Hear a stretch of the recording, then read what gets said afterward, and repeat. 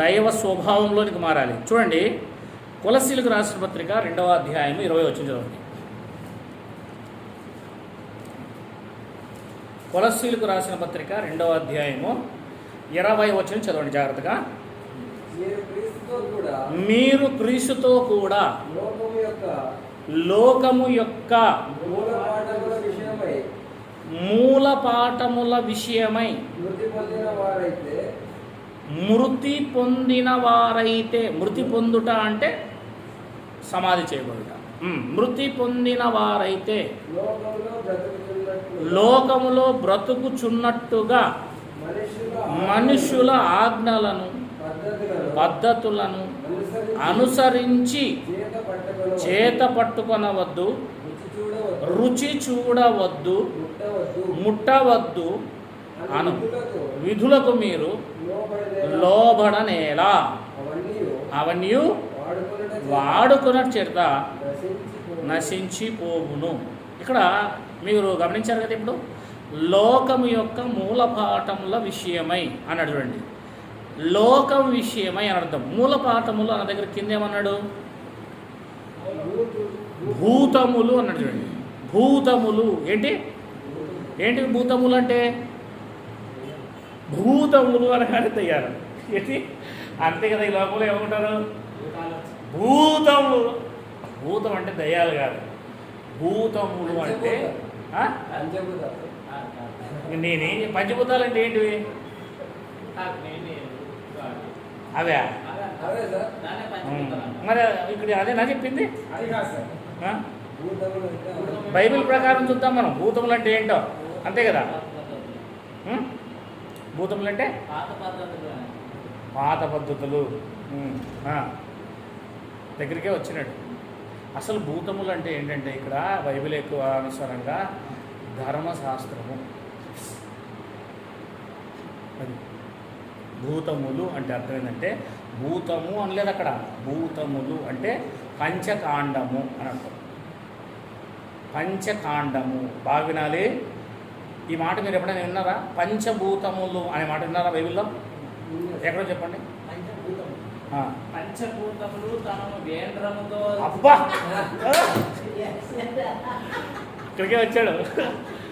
బాగా విని విని ప్రకటన గ్రంథం కాదు, 2వ పేతురు పత్రిక 3వ అధ్యాయం చదవండి. పేతురు రాసిన 2వ పత్రిక ఉత్తిమల్లా చెప్పిన 2వ పేతురు పత్రిక 3వ అధ్యాయము బాగా ఎక్కువగా చెప్పినట్టు దీన్ని. అవునా? రైట్. 10వ వచనం. అయితే ప్రభు దినము వచ్చినట్లు, ప్రభు దొంగ వచ్చినట్లు వచ్చును.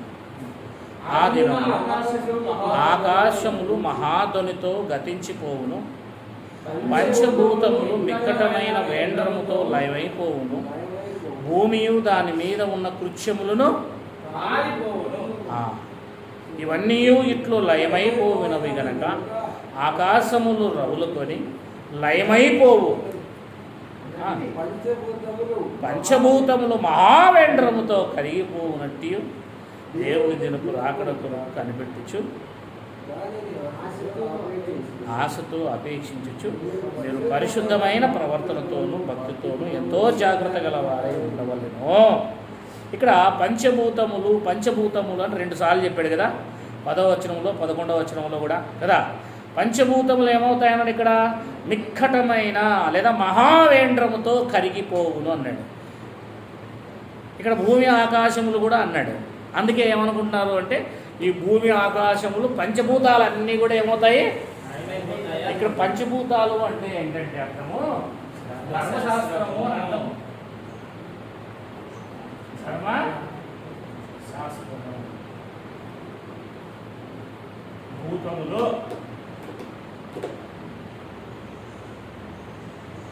దాన్ని పైన ఏం రాశాడు చూసారు కదా మీరు కొలస్సీ పత్రికలో? మూల పాఠములు. వీళ్ళ మూల పాఠాలు ఏంటి? ధర్మశాస్త్ర సంబంధమైనటువంటి విధి.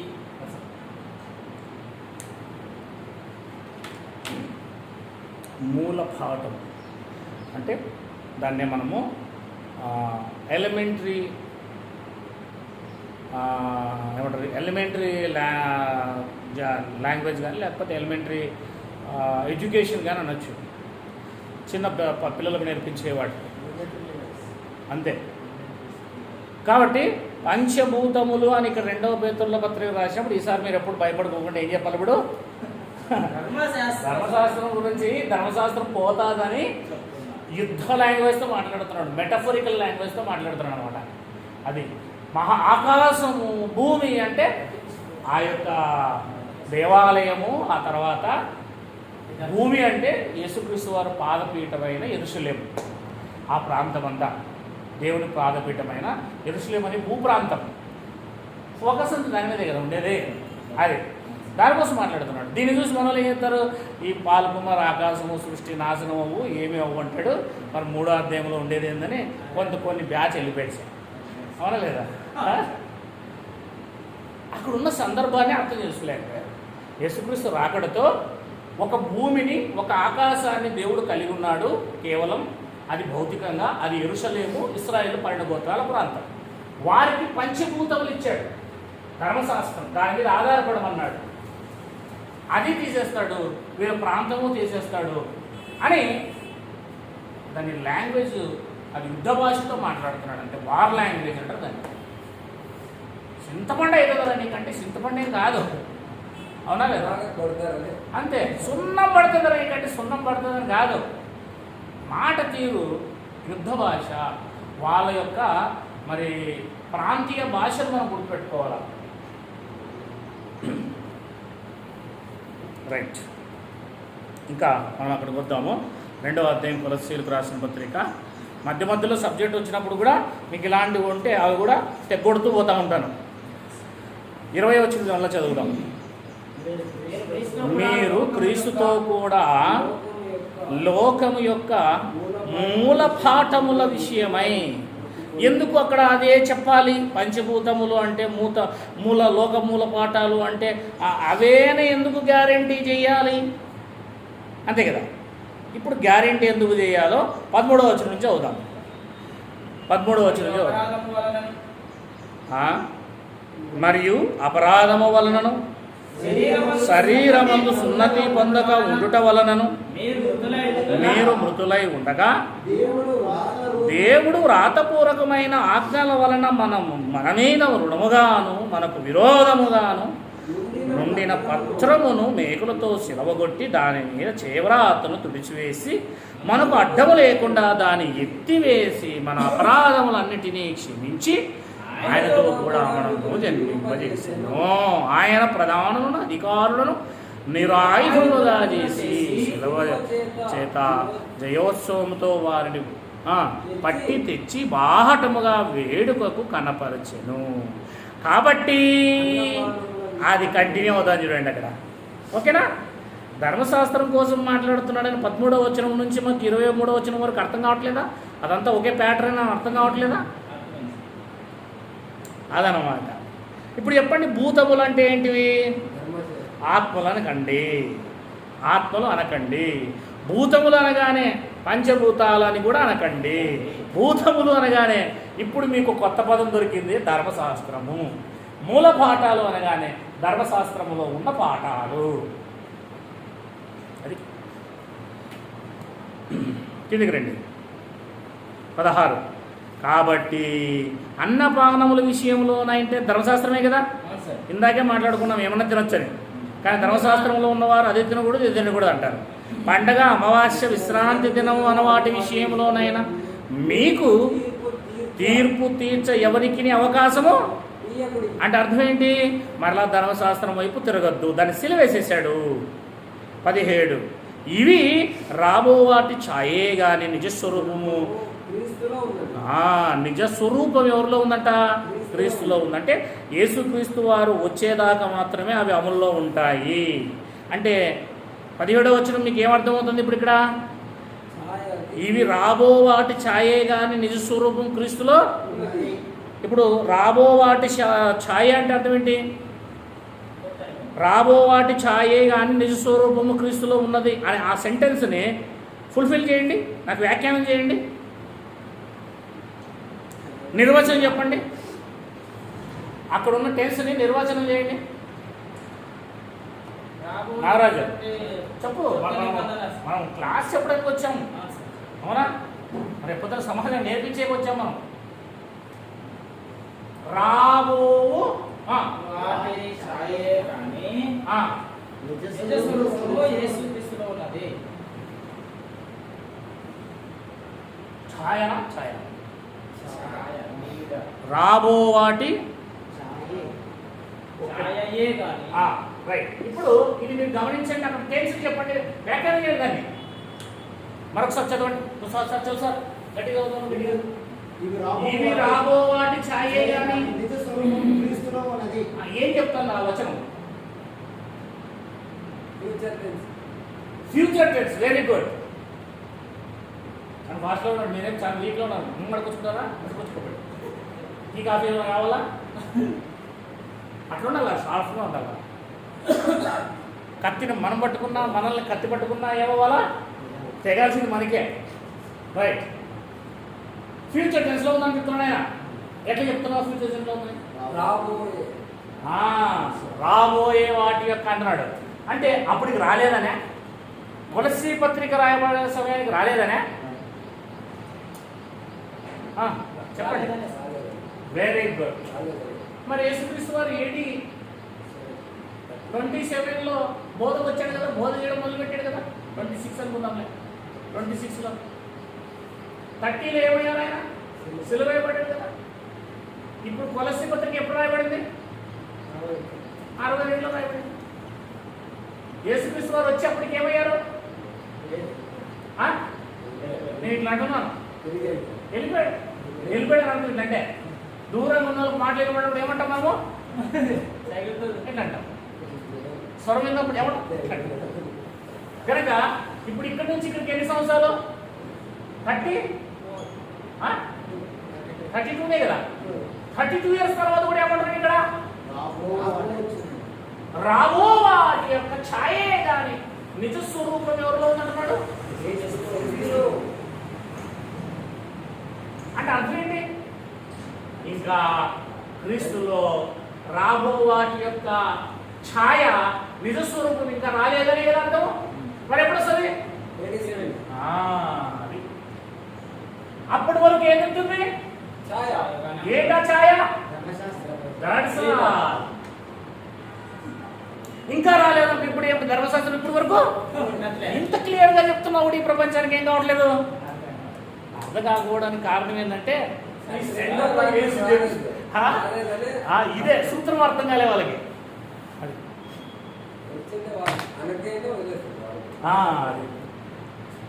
మరి రైట్, మంచిది. అంటే అప్పుడు అక్కడక్కడ కొంచెం నేను సబ్జెక్ట్ వేరైనా మీకు అక్కడక్కడ వివరిస్తూ పోతూ ఉంటాను. 17 మళ్ళీ ఒకసారి చూద్దాం. 17 వచ్చాం, 2:17. అంటే ఎక్కడెక్కడ పట్టుకొని మనం ఇతరులకి, ఎక్కడెక్కడైతే పట్టుకొని మనం ఇతరులకు తెలియజేయాలో మనం ముందు నేర్చుకోవాలి కదా. అందుకోసం ఇవి రాబో వాటి ఛాయే కానీ, అంటే పౌలు గారు 62లో కొలస్సీలకు రాస్తూ ఏమని చెప్తున్నాడు అంటే, ఇప్పుడు 62లో ఉన్నాను. అప్పుడు నేను ఎక్కడున్నాను? నేను 62లో ఉన్నాను. 70 ఎక్కడుంది? అక్కడ ఉంది, కీబోర్డ్ దగ్గర ఉంది. 27 ఎక్కడుంది? ఆ డబ్బా దగ్గర ఉంది. 30 ఎక్కడుంది? ఇక్కడ ఉంది. నేను 62లో ఉన్నా. ఇప్పుడు కొలస్సీలకు రాస్తున్నా. ఇప్పుడు కొలస్సీలకు రాస్తున్నానంటే యేసుక్రీస్తు ఎప్పుడు వస్తాడు? ఏమని రాయాలి ఇప్పుడు నేను? రాబో వాటి, ఇవి రాబో వాటి ఛాయే కానీ నిజ స్వరూపం క్రీస్తులో ఉందని రాయాలి నేను. అంటే అర్థం ఏంటి? అప్పుడు చదివేటట్టుగా, అప్పుడు కాలానికి వెళ్ళి మనం చదివేయాలి బైబిల్ని. 62లోకి వెళ్ళి మనం చదువుతున్నాం బైబిల్. ఇప్పుడు కొలస్సీ పత్రికని ఎక్కడికి వెళ్ళి చదువుతున్నాము? 62లోకి వెళ్ళి ఇప్పుడు పౌలు గారు రాసినట్లుగా కొలస్సీలో ఉన్నవారు దాన్ని చదివి తెలుసుకుంటున్నట్లుగా మనం బైబిల్ని అర్థం చేసుకోవాలి. దాన్ని చూసి యేసుప్రభు ఇంకా రాలేదు, ధర్మశాస్త్రం అనే ఛాయ ఇంకా ఉంది అని ఇప్పుడు చెప్పినాం అనుకో, ఫెయిల్ అయిపోతావు. ఏమనుకుంటావు? ఫెయిల్ అయిపోతావు. అప్పుడు ఏం చేయాలా? నువ్వు ఇంకా అది తింటే తప్పైపోద్ది, గబ్బిలం. ఏమైపోద్ది? తప్పైపోద్ది. ధర్మశాస్త్రంలో ఏవేవో తప్పిపోతావు నువ్వు. వాళ్ళే చేయలేరా? మనం ఎక్కడ చేస్తాము? చేయలేకే కదా. చూసారా 11వ అధ్యాయం అంతా చదివితే చేయగలమా ఇందుకి? నిజంగా ఆ అధ్యాయం బాగా చదివితే కినా బళ్ళు వచ్చి మన ఇంట్లో కుండ మీద పడింది అనుకో, కుండ ఏం చేయాలి? ఎన్ని కూట పగలు కొట్టాలి చెప్పండి? పొయ్యి మీద పడింది అనుకో, పొయ్యి పగలు కొట్టాలా? అట్లుంటుంది పరిస్థితి. బ్రాహ్మణులు చూసారా, ఎవరైనా అన్నిటికి ముడితే వాళ్ళు సామాన్లు ఏం చేస్తారు? విసిరిపారేస్తారు బయటికి. విసిరిపారేదా? బంగారం ముట్టేటప్పుడు నేను లోపల తీసుకెళ్తాను. వాళ్ళకు దానికి ప్రత్యామ్నాయం ఉంది. ఏముంది? దాని మీద ఏదైనా శుద్ధి తీసుకుంటారు. అది బైబిల్ చెప్తుంది కదా, విలువైనవి నీళ్ళల్లో ముంచుకున్నాడు కదా, మరి అనడం లేదా? అవును. నాకు ఒకటి తెలియగలుగుతాను, సాయంకాలం వరకు మాత్రమే అపవిత్రమైన తర్వాత పవిత్రం ఎట్లా అవుతుంది? ఇది ఆలోచించలే కదా? ఆలోచించాలి వాళ్ళు చదివేటప్పుడే అవన్నీ. అది నా భవిష్యత్తు ప్రశ్న. అది అవునా? సాయంకాలం వరకు మాత్రమే అపవిత్రమయ్యి ఏదైనా ముట్టితే, ఇప్పుడు ముట్టామనుకోండి దీన్ని ఫర్ ఎగ్జాంపుల్గా, నేనేమైపోయినట్లు ఇప్పుడు 6 గంటల తర్వాత నేనేమవుతాను? ఎందుకు 6 గంటల తర్వాత పవిత్రం అవుతాను? ఏమో అంటే ఎట్లా? మరి ఏం చేసి ఏం చెప్తున్నారు ఉపయోగిస్తే చర్చిలో? చర్చిలో ఏం చెప్తున్నారు అందరికి? ఇట్లయితే కష్టం కదా. ఓ చర్చి నడుపుతున్నావు, సంఘం నడుపుతున్నావు, పాస్టర్కి అల్లుడివి, సీఎం అల్లుడు ఎట్లా? సార్ ఇది మందిరం. ఏంటిది? మందిరంలో ఉదయం సాయంత్రం ఏం జరుగుతూ ఉండాలి?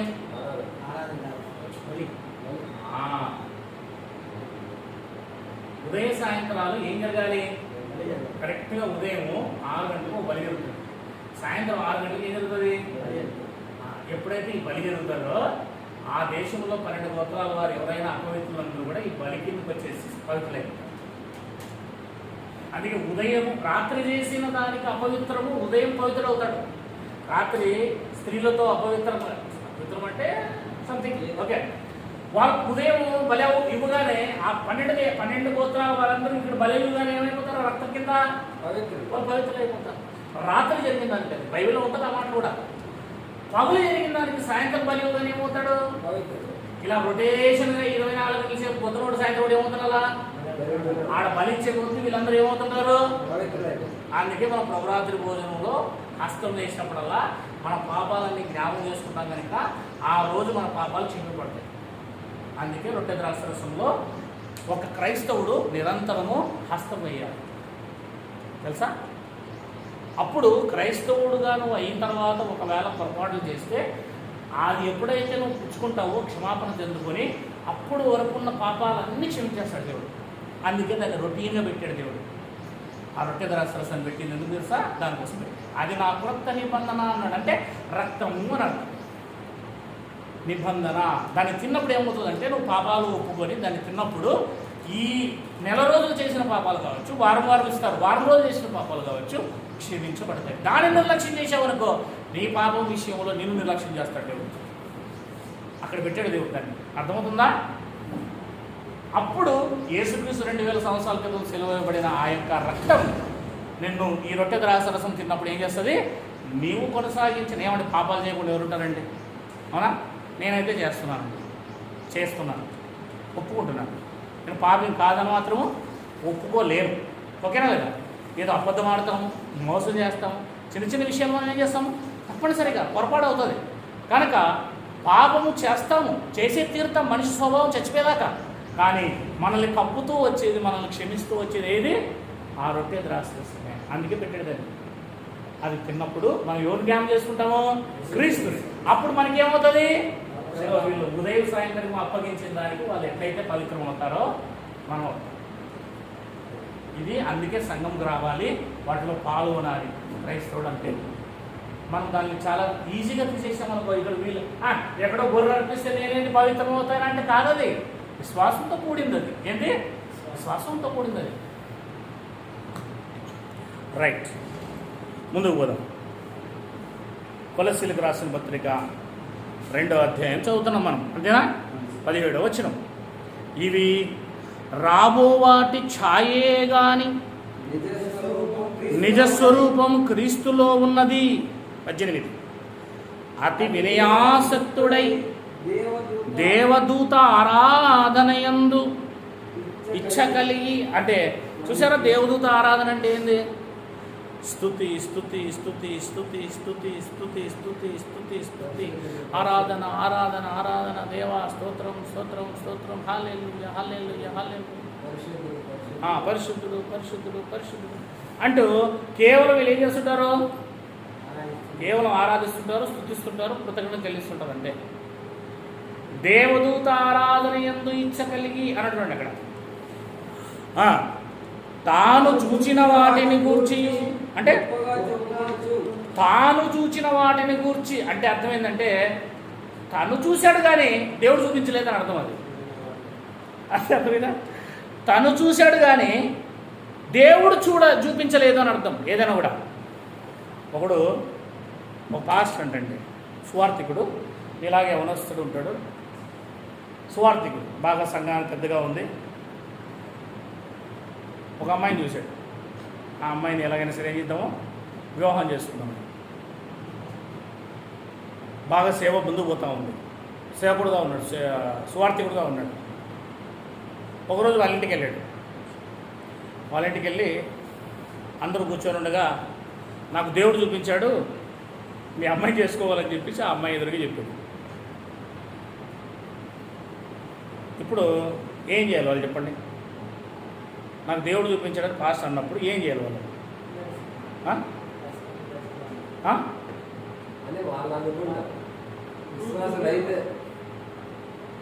విశ్వాసాలు కాకపోతే ఆయన ప్రూఫ్ అంటున్నాడు.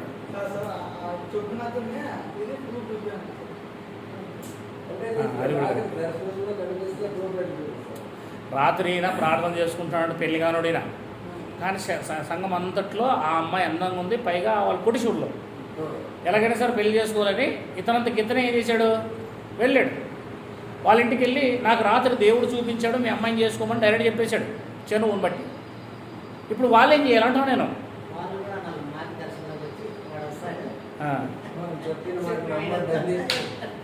అది కూడా కరెక్టే, కానీ వాళ్ళు ఏం చెప్పారు తెలుసా? చాలా బాగా చూపించాడు దేవుడు, మంచిది అని ఇంట్లో పోయి రిపోర్ట్స్ తీసుకొచ్చారు. ఏం తీసుకొచ్చారు? రిపోర్ట్స్. ఏముంది ఆ రిపోర్ట్లో? గెస్ట్ చేయండి. అయ్యి ఎయిడ్స్. ఆమెకి ఏముంది? ఆమెకి ఎయిడ్స్ ఉంది, ఆమె 6 నెలల్లో చచ్చిపోతుందని చెప్పేసి ఏం చేశారు? రిపోర్ట్ తీసుకొచ్చి ఆయన చేతిలో పెట్టి, మా అమ్మాయిని ఎవరు చేసుకోవడం లేదు, నీకు దేవుడు చూపించాడు, దయచేసి చేసుకోయా అని చెప్పేశాను. మేము నమ్ముతున్నాము అన్నాడు. వాడు ఆట నుంచి పారిపోయినాడు. ఏమన్నాడు? పారిపోయినాడు. మరి దర్శనం చూపిస్తే ఏం చేయాలి? ఇప్పుడు చేసుకోవాలి కదా మరి. అలాగే ఇక్కడ ఏముంటుందంటే బైబిల్లో ఆలోచించి, అతి వినయాసక్తుడై. అతి వినయం అంటారు కదా, ధూర్త లక్షణం అని అంటారు కదా. అతి వినయాసక్తుడై, తన దగ్గరే తప్ప దేవుడు మరొక దగ్గర లేరన్నట్టుగా.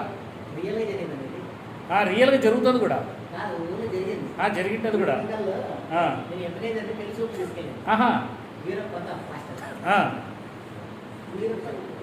వెళ్ళిన తర్వాత నేను అమ్మాయిని తీసుకోండి అని చెప్పాను. అబ్బాయి అంటే మన గురించి చిన్నాడు. అంటే నేను నా తమ్ముడు పిలిచి, నువ్వు నాకు తమ్ముడు కదా, నువ్వు చెప్పి నేను ఇంకో విషయం చెప్పాలన్నా. ఏం చెప్పానా? పాపను చూపించాలంటే మొదట దేవుడు నాకు చెప్పాలా అన్నాడు. నేను సర్లేనా, పాపను చూపించాలంటే దేవుడు చెప్పాలంటే నేను వెళ్ళి ప్రార్థన చేస్తాను, నాకు ఆన్సర్ వస్తే నువ్వు కబురు పెడతా, నువ్వు వచ్చి చూసుకోదు అని చెప్పి. నేను అనుకోని చాలా పెద్ద డాక్టర్ ఉంటుంది అనుకోని సర్లేనా అని ఇంకా సమయస్ఫూర్తిగా సర్లేనా చెప్పి అసలు చూడాలి రిటర్న్ వచ్చేసాను. ఆ అమ్మాయిని పలానా వాళ్ళకి చేయలేదు దేవుడు చెప్పాడు. చెప్తే ఆ 6 నెలలు కాదు 7 నెలలకి ఏ దేవుడైతే చేయమని చెప్పాడు అతను పెళ్లి వివాహం. ఆ అమ్మాయి విడాకులు తీసుకొని పూర్తిగా దెబ్బలు జరిగి గొడవలు జరిగి అయ్యో దైవం తీసుకొని వచ్చేసి చూడు ఆయన అలాంటి దర్శనంలో పలానా మరి చూడండి కదా, మరి ఎట్లయితే చెప్పు. ఇప్పుడు ఆయన దర్శనం కరెక్టా రైటా? అతను ఆలోచన బట్టి అంతే, ఇట్లనే చేస్తాం చాలామంది. ఇంట్లో ఉందండి. మరి చూడండి అట్లుంటుంది ఎవరు. కనుక మనం ఏ బిలీవ్లో ఉన్నాం, ఏ స్థితిలో ఉన్నామని తెలుసుకోవాలి.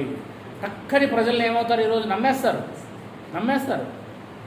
ఇప్పుడు అమ్మతేజ అనేవాడిని నమ్మేస్తున్నారు కాబట్టి అంతమంది కూడిపోతున్నారు. నిజంగా ఒక కరుణాకర్లా ఆలోచించేవాడు ఒక్కడ ఉంటే చాలు, అక్కడ ఒకడు కూడా ఆయన ఓన్లీ ఒక మెసేజ్ పెడితే అమ్మతేజ అని పేరు కనబడితే 2000 వ్యూస్ వస్తాయట. మరి ఇది అమ్మతేజకి ఎంతమంది ఉన్నారు? 3 లక్షల పైన ఉన్నారు సబ్స్క్రైబర్స్. మనకి 500 అయ్యేకి 2 ఏళ్ళు దాటుతా ఉంది. ఆలోచించేయండి. అప్ అండ్ డౌన్ అవుతూ ఉంటాయి అవి. ఎందుకు? ఎవడు కూడా ఈ లోకంలో కరెక్ట్గా మెడిసిన్ ఒప్పుకోడు, చేదు మాటలు ఎవడు ఒప్పుకోడు, మాయా మాటలే ఒప్పుకుంటాడు. చదువుదాం ఏమంటుందో బైబిల్. అతి వినయాసక్తుడై దేవదూత ఆరాధన యందు ఇచ్చి కలిగి తాను చూచిన వాటిని గూర్చి గొప్పగా చెప్పుకొనుచు. ఎలా చెప్తాడట? గొప్పగా చెప్తాడు. నేను ఇలా ప్రార్థన చేశాను, అలా ప్రార్థన చేశాను అని చెప్పేసి, నేను అలా గొప్ప స్వస్థతలు చేశాను, నేను ప్రార్థన చేసి అగ్ని దిగొచ్చింది ఏలేలాగా అని చెప్తాడు అన్నమాట. ఇక అంటే తాను చూచిన వాటిని గూర్చి గొప్పగా చెప్పుకొనుచు తన శరీర సంబంధమైన మనస్సు వలన ఊరక ఉప్పొంగది. ఏంటది? బల్లలు కొట్టేది, అరిసేది, కేకులు వేసేది, డ్రమ్ములు కొట్టేది అంటే ఏంటది? ఉప్పొంగుతనం అంటారు. అదండి ఉప్పొంగిపోతుంటారు అంతే వాళ్ళు. అది రియల్ కాదు. అది ఏం కాదు, అది రియల్ కాదు. అంటే అర్థం ఏంటి? శిరస్సును హత్తుకొనని అంటే అర్థం ఏంటంటే యేసుక్రీస్తు యొక్క శరీరములోని అవయవం ఇది. అసలు యేసుక్రీస్తు యొక్క సంఘములో లేని అవయవం ఇది. అటాచ్ అవ్వలేదు సంఘములో. అసలు ఇది సంఘానికి దీనికి ఏమాత్రం సంబంధమే లేదు. వీనికి సంబంధమే లేదు అసలు. వాడెవడును మీ బహుమానమును అది అంటే అర్థం ఏంటి? ఇలాంటి వాళ్ళని నమ్మితే సేవకులుగా వారు ఏం చేస్తారంటే మీకు వచ్చే పరలోకపు బహుమానాన్ని ఎత్తుకుపోతారు. మీకు పరలోకం రాకుండా చేసేస్తారు వాళ్ళు అని చెప్తాడు అక్కడ. బహుమానం అంటే ఏమనుకుంటున్నావు? What is the gift? బహుమానం అంటే ఏంటి? ఇంగ్లీష్లో గిఫ్ట్. కొరింథీయులకు రాసిన మొదటి పత్రిక 9వ అధ్యాయం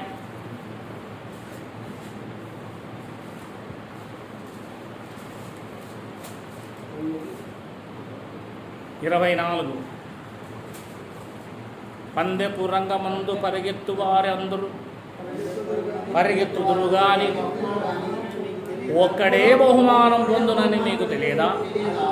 అటువలే మీరు బహుమానం పొందునట్లు ఏదా బహుమానం చూడు కింద. మరియు పందెమందు పోరాడు ప్రతివాడు అన్ని విషయములు ఎందు మితంగా ఉండమంటే అర్థం ఏంటి? చూసారా, మొన్నటి రోజున ఒక ఆమె 100 గ్రాములు తక్కువ ఉండడం వల్ల గోల్డ్ మెడల్ పోగొట్టుకుంది. 100 గ్రాములు ఎక్కువ ఉండడం వల్ల, 100 గ్రాములు 52 కేజీల 100 గ్రాములు. 100 గ్రాములు అంటే ఎంత ఉంటుందో చెప్పండి? చిన్నది. 100 గ్రాములు. మనకి 100 గ్రాములు ఇమ్మంటే ఏమి ఇస్తుంటారు? బంగారు కానీ గ్రాముల్లోనే ఎక్కువ. ఇవన్నీ కూడా కొలుస్తారు. 100 గ్రాములు అంటే 100 గ్రాములు ఎక్కువ ఉండడం వల్ల ఆమెను ఒలింపిక్స్లో పార్టిసిపేట్ నుంచి తీసేశారు.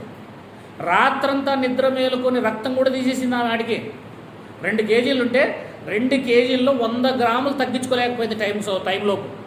రాత్రంతా నిద్ర లేకుండా ఎక్సర్సైజ్ చేసింది, రన్నింగ్ చేసింది, జుట్టు కత్తిరించుకుంది, ఆహారం తినలేదు, నీళ్ళే తాగలేదు. 2 కేజీలు ఎలాగైనా సరే ఉదయం కల్లా నేను పార్టిసిపేట్ చేసే లోపు తగ్గించుకుంటానని ప్రయత్నం చేసింది. 2 కేజీల్లో ఒక 100 గ్రాములు తగ్గడానికి ఎంత ప్రయత్నం చేసి నాకు రక్తం కూడా ఇచ్చేసింది 300 మిల్లీమీటర్లు. కానీ ఆమె పార్టిసిపేట్ అంటే మితముగా ఉండాలట. ఎలా ఉండాలి? 100 గ్రాములు ఎక్కువ ఉన్నందుకే గోల్డ్ మెడల్ ఆమెకు రాలే. అలాంటి బహుమతి రాలే ఆమెకు. ఆమెను ఒలింపిక్స్ నుంచి ఎన్నికి పంపించేశారు. ఇక్కడ చూడు, లోకములోనే అంత అంతగా నువ్వు మితముగా ఉండాలంటే చెప్పండి, మీరే చెప్పండి. మనం ఎలా ఉండాలంటే పరలోకానికి వెళ్ళేవాళ్ళు ఇంకెంత మితంగా ఉండాలి? 100 గ్రాములు ఉన్నందుకే ఈ మనుషులు ఏం చేశారు? ఆమెను గెట్ అవుట్ అన్నారు బయటికి రింగ్లోంచి. ఒలింపిక్స్కి వెళ్ళింది ఆమె, గోల్డ్ మెడల్ సాధించుకుని రావాల్సిన ఆమె. ఆలోచన చేయండి. 100 గ్రాములు ఎక్కువ ఉంటేనే రిజెక్ట్ అయిపడితే మనం మితంగా లేకపోతే పరలోకం రిజెక్ట్ అవుతుందా లేదా? అదే చెప్తున్నాడు అక్కడ. మీరు బహుమానం పొందినట్లుగా పరిగెత్తుడి, మరియు పందెమందు పోరాడు ప్రతివాడు అన్ని విషయములందు మితముగా ఉండును. వారు క్షయమగు కిరీటమును పొందుటకును, మనమైతే అక్షయ కిరీటమును పొందుటకు మితముగా. అది అక్షయ కిరీటం. ఏటా బహుమానము? అక్షయ కిరీటం అంటే రాజ్యం, సంఘములో ఆ శరీరములోనికి అతుక్కొనుటకై అని అర్థం. వాడు శరీరములో అతుక్కోలేదు గనక వాడు సంఘములోనే లేడు, రాజ్యములో లేడు. అక్షయత అంటే నిత్య జీవము, నిత్యత్వములో మరణం లేని స్థానంలో వాడు లేడు. వాడు మరణం లేని స్థానంలో లేడు గనక నీవు వాణ్ణి నమ్మితే నీవు కూడా మరణం లేని స్థానంలోనే ఉంటావు, జీవంలోకి వెళ్ళవు అని అర్థం. మనకు బోధించేవాడు లేకపోతే మనం ముందు పోతున్నవాడు ఎలా ఉండాలంటే వాడు మరణం లేని స్థానంలో నుండి మరణం ఉండే స్థానం నుండి మరణం లేని స్థానం అనే ఆ బహుమతిని పొందుకొని ఉండాలి. బహుమతి 11వ అధ్యాయం ఏప్రిల్ రాసిన పత్రిక 11వ అధ్యాయం ఏప్రిల్ రాసిన పత్రిక 24వ వచనం.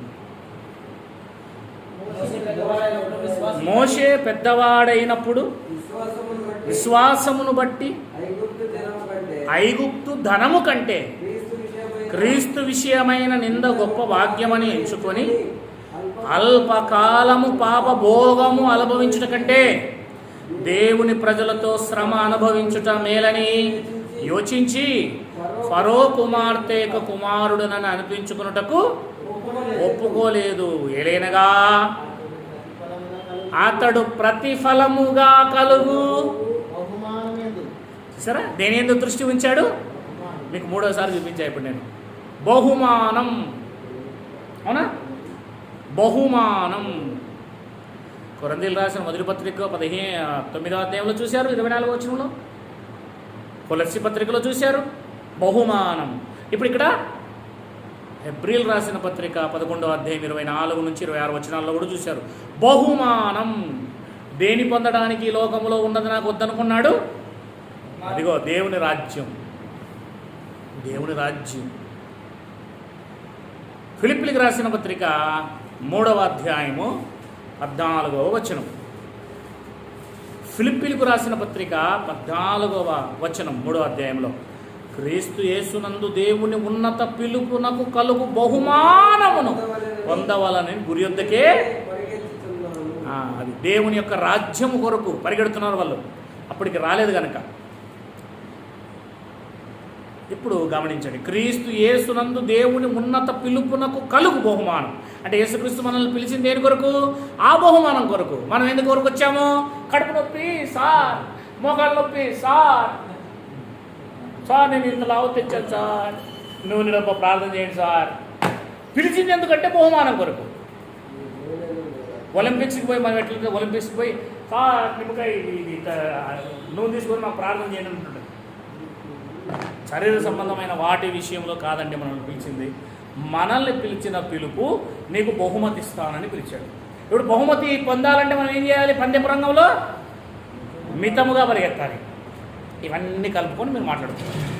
ఎంత మితముగా పరిగెత్తాలి అంటే తన శరీరము తాను పాపము చేయడానికి ప్రయత్నం చేస్తుంటే లోపరుచుకుంటున్నాడు, దాన్ని నలగొట్టుకుంటున్నాడు.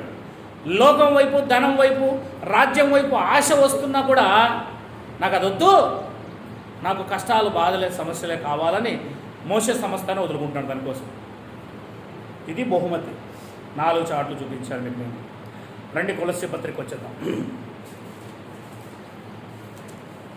ఇప్పుడు చెప్పండి, బహుమతి గిఫ్ట్ కొరకే మనం అంతా పరిగెడుతున్నాం. ఎవరికైనా చెప్పండి, బయట ఉన్న క్రైస్తవులకు వెళ్ళండి, అవునా? శరీర సంబంధమైన దానికి రాకండి, బహుమతి కోసం పరిగెడుతున్నామని చెప్పండి. ఆల్రెడీ బహుమతి వచ్చేసింది. ఏంటా బహుమతి అంటే దేవుని రాజ్యం, సంఘం. యేసుక్రీస్తు 2వ రాకడ జరిగింది. ఆయనలో, ఆయన సంఘములో, ఆయన అవయవాలు, ఆయన శరీరంలో ఒక అవయవంగా మనం కూడా అతుకబడాలి. 2వ అధ్యాయము, బహుమానమును అపహరింపకు మునియుడి ఆరంభించండి. ఆ శిరస్సు మూలముగా సర్వ శరీరము కీళ్ళ చేతను నరముల చేతను పోషింపబడి అతకబడినదై దేవుని వలన కలుగు వృద్ధితో, ఇంతకుముందు మన ఎఫ్ఎస్సీ పత్రిక 2వ అధ్యాయంలో చూసాం. వృద్ధి ఏమవుతుందంట? అభివృద్ధి అంటే అర్థం ఏంటి? ఇప్పుడు ఆ టెన్స్ ఎలా ఉంది? సేమ్ పైన 17వ వచనంలో చూశారు కదా, అలాగే ఉంది. అంటే శరీరం ఏమవుతా ఉంది? అభివృద్ధి పొందుతా ఉంది. పొందుతుందా? ఆ వృద్ధితో, కలుగు వృద్ధితో అభివృద్ధి పొందుచున్నది అన్నాడు అక్కడ. అంటే ఎప్పుడు పొందుతుంది? క్రీస్తు శకం 70 కూడా ఆ శరీరం పరిపూర్ణం అవుతుంది. అదే పరిపూర్ణమైనదని అర్థం. అంటే ఇంకా శరీరం అనేది తయారవుతుంది అనమాట. శరీరం ఏమవుతుంది?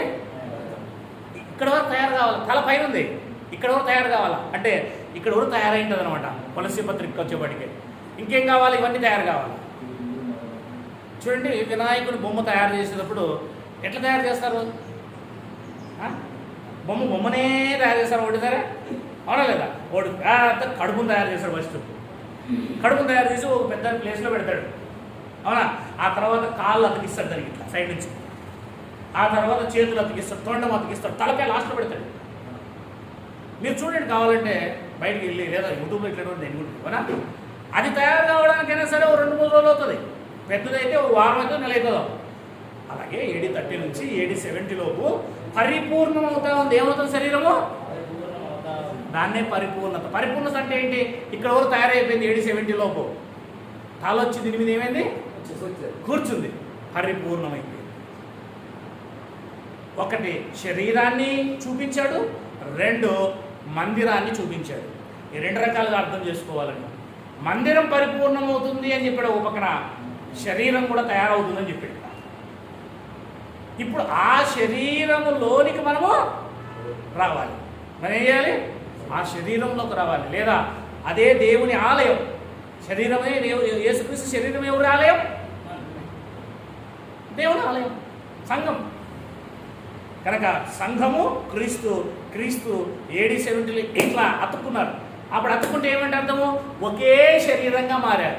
ఒకే శరీరంగా మారే అర్థం ఏంటి? భార్యాభర్తలుగా కలిసి వివాహం అవుతుందా? అయిందా? మరి 7 ఏళ్ళు విందు, 7 ఏళ్ళు శ్రమలు అయిపోయినాయా?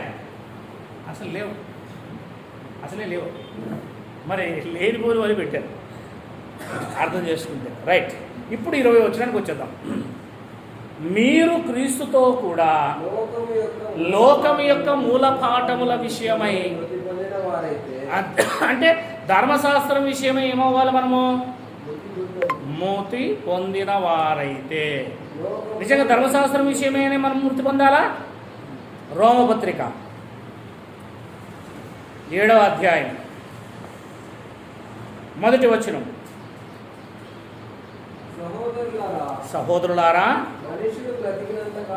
మనుష్యుడు బ్రతికి ఉన్నంత కాలమే ధర్మశాస్త్రం అతని మీద ప్రభుత్వము చేయుచున్నదని మీకు తెలియదా? ధర్మశాస్త్రం ఎరిగిన మీతో మాట్లాడుచున్నాను. భర్త గల స్త్రీ భర్త బ్రతికి ఉన్నంత వరకే ధర్మశాస్త్రం వల్ల అతనికి బద్దురాలు గాని, భర్త చనిపోయిన ఎడల భర్త విషయమైన ధర్మశాస్త్రం నుండి ఆమె విడుదల పొందును. కాబట్టి భర్త బ్రతికి ఉండగా ఆమె వేరొక పురుషుని చేరిన ఎడల వ్యభిచారిణి అనబడుతుంది. అంతేనా కదా? భర్త చనిపోయిన ఎడల ఆమె వేరొక ధర్మశాస్త్రము నుండి విడుదల పొందెను గనుక వేరొక పురుషుని వివాహము చేసుకొని నన్ను వ్యభిచారిణి.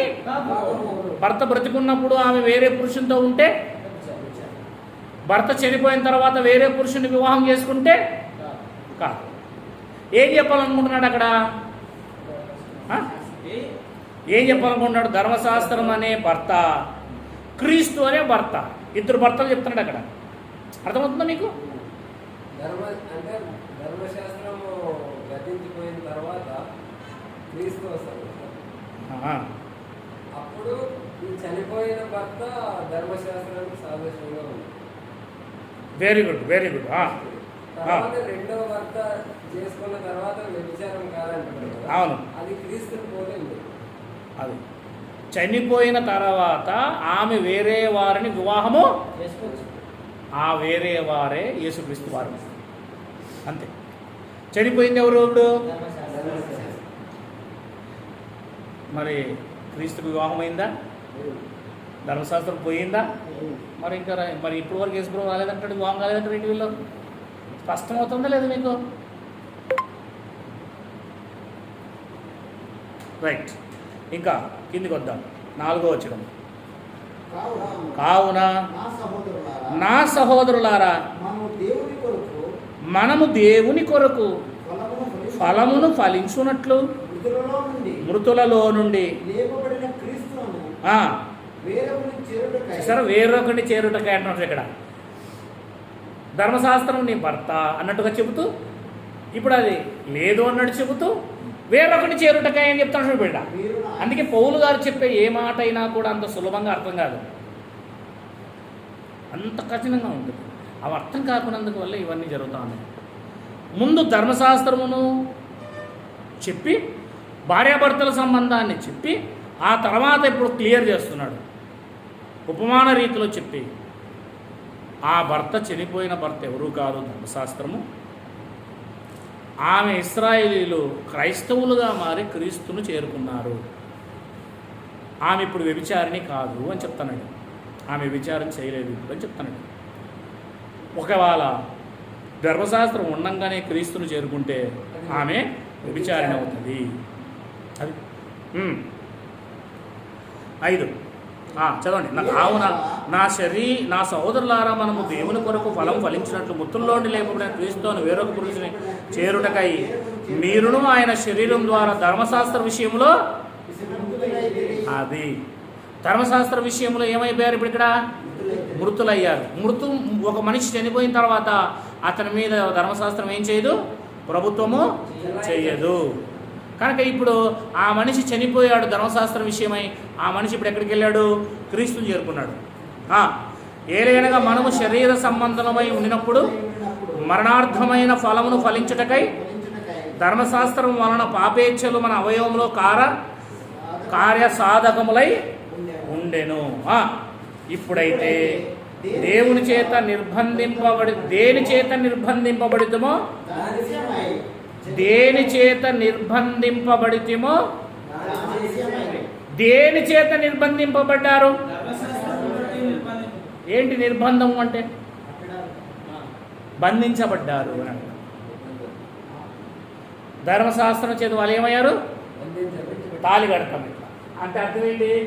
ఆమె నన్ను బంధించేశాను, నా బంధకం. ఇప్పుడు ధర్మశాస్త్రము ఇశ్రాయేలు ఏం చేసింది అంటే దేవుడు ధర్మశాస్త్రం ద్వారా వివాహం చేసుకున్నాడు. ఆయన ధర్మశాస్త్రం అంటే నిబంధన. ఆ నిబంధన పెట్టి ఆమెను ఏం చేశాడు? వివాహం చేసుకున్నాడు. కానీ వివాహం చేసుకున్న ఆమె దేవుడు చెప్పిన ధర్మశాస్త్రములో ఉన్న అనుసారంగా వాళ్ళు నచ్చలేదు. కాఫీ తెమ్మంటే తేలే, అన్నం చేయమంటే చేయలే. ఇంకేం చేస్తామంటే అన్నం చేయమని చేయకపోతే, కాఫీ చేయమని చేయకపోతే, సంసార జీవితానికి రాకపోతే ఏం చేస్తావు చెప్పాలి? ఏం చేస్తావు? ఇంటికి పంపిస్తాం, సాగనంపిస్తాం, విడాకులు ఇచ్చేస్తాం. అంతకనే అంతే. వీళ్ళు కూడా చేసింది అదే. వీళ్ళు కూడా చేసి ఏం చేశారు? చెప్పిన మాట ఇల్లే. కాఫీ చేద్దామంటే చేసుకోబో, అన్నం పెట్టమంటే పెట్టుకోబో. అవునా? చెప్తే ఇంటలేదు. భార్య అన్న తర్వాత నిబంధన చేసుకున్నాం కనుక చెప్తే చేయడానికి నువ్వు ఉన్నావు. అలాగే ఇక్కడ కూడా భార్యాభర్తల బంధానికి మధ్య నిబంధన ఉంది. ఆ నిబంధన పాత నిబంధన, ధర్మశాస్త్రము. అందులో ఏది తినొద్దని చెప్తే తినకూడదు, ఏది తినమంటే అది తినాలి, ఆరాధన చేయమంటే ఆరాధన చేయాలి, బలర్పించమంటే బలర్పించాలి, దేవుని ఆరాధించమంటే దేవుని ఆరాధించాలి, విశ్రాంతిని రమ్మంటే రావాలి. మేము రాం, మేము చేయం, మేము ఆరాధించాం, మా ఇష్టం వచ్చింది తింటాం, మా ఇష్టం వచ్చినట్టు ఉంటాం, మేము ఎవరైనా వివాహం చేసుకుంటాం అంటున్నారంటే భర్తకు ఎదురు తిరుగుతున్నారు. కనుక అలాంటి ఆమెను ఏం చేయాలా? అదే మరి 17వ అధ్యాయం 18వ అధ్యాయం ప్రకటన గ్రంథంలో ఇచ్చిందా విడాకులు ఇచ్చి 19వ అధ్యాయంలో ఏం చేశాడు? పెళ్లి చేసుకున్నాడు. మీకు ఒక విషయం తెలుసా? ఇప్పుడు ఇంకొక మాట చెప్తాను, ఇది క్వశ్చన్గానే ఉంటుంది, జాగ్రత్తగానండి. వ్యభిచారము నిమిత్తమే తప్ప భార్యను ఎట్టి పరిస్థితుల్లో వదలదని చెప్పాడు బైబిల్లో. తెలుసా మీకు? తెలుసా తెలియదా? తెలియదు అన్నవాళ్ళు చేతులు ఎత్తండి. తెలుసు అన్నవాళ్ళు నా వైపు చూడండి. ఇప్పుడు చెప్పు, బైబిల్ ఆడుందా? బైబిల్ ఆడుందని చెప్పాను, నోటితో చెప్పట్లేదు నేను.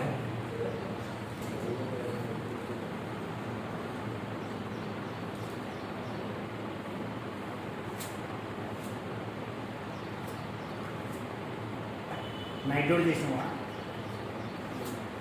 మనం మా డల్గా ఉన్నాం ఏంటి?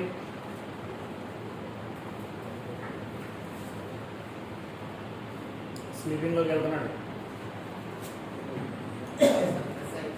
అవునా? ఇప్పుడు నుంచి ఏం చేస్తారంటే నీళ్ళలో గనులు కొనుక్కొచ్చుకోండి, నీళ్ళు కొట్టేయగలే. అవునా? అక్కలో ఎవరు నిద్రపోతే వాళ్ళకి ఇంటికి వస్తుంది అంతే. తీయాలా? తీసాడా? టైం వేస్ట్ అవుతుంది. చెప్పు. మత్తయి సువార్త 19వ అధ్యాయము చదవండి. అందుకు వారు అలాగైతే పరిత్యాగులు. చదువు సార్. కాబట్టి వారిద్దరు ఇద్దరు కాక ఏక శరీరంగా ఉన్నారు కనుక దేవుడు. 3వ వచనం నుంచి చదవండి. పరిసయ్యులు ఆయనను శోధింపవాలని ఆయన ఎదురుకు వచ్చి, ఏ హేతువు చేత అయినా పురుషుడు తన భార్యను విడనాడ న్యాయమా అని అడిగాను.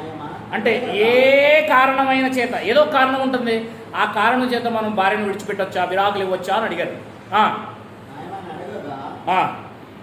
ఆయన సృజించిన వాడు ఆది నుండి వారిని పురుషునిగాను స్త్రీనిగాను సృజించినని, ఇందు నిమిత్తమే పురుషుడు తల్లిదండ్రులను విడిచి తన భార్యను హత్తుకొనను, వారిద్దరు ఏక శరీరముగా ఉందరని చెప్పేదని మీరు చదవలేదా? కాబట్టి వారికను ఇద్దరు గాక ఏక శరీరముగా ఉన్నారు గనక దేవుడు జతపరచని వారిని మనం మనుషుడు వేరుపరచకూడదని చెప్పాను. దేవుడు జతపరిచిన మనుషులు ఏం చేయకూడదు అంటే ఎట్టి పరిస్థితుల్లో కూడా వేరుపడకూడదు అన్నాడా లేదా?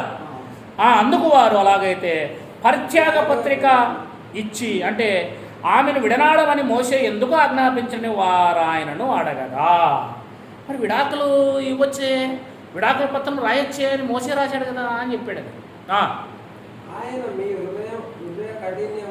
ఆయన మీ హృదయ కాఠిన్యమును బట్టి మీ భార్యలను విడనాడము మోసే సెలవిచ్చెను, కానీ ఆది నుండి అలాగూ జరగలేదు. 9 మరియు వ్యభిచారము నిమిత్తమే తప్ప తన భార్యను విడనాడ మరి ఒకరిని పెళ్లి చేసుకున్నవాడు వ్యభిచారము చేయుచున్నాడనియు అని అడిగాడు. ఏ కారణాన్ని బట్టి విడిచిపెట్టొచ్చు ఆమెను? వ్యభిచార కారణాన్ని బట్టి తప్ప అని అడిగాడు. మీ భార్య వ్యభిచారం చేసిందని నీకు రెడ్ హ్యాండెడ్గా దొరికితే ఆ కారణాన్ని బట్టి తప్ప మరొక కారణాన్ని బట్టి నువ్వు ఆమెను విడనాడకూడదు అన్నాడు. జాగ్రత్త వింటున్నావు నీకు చెప్పే మాట.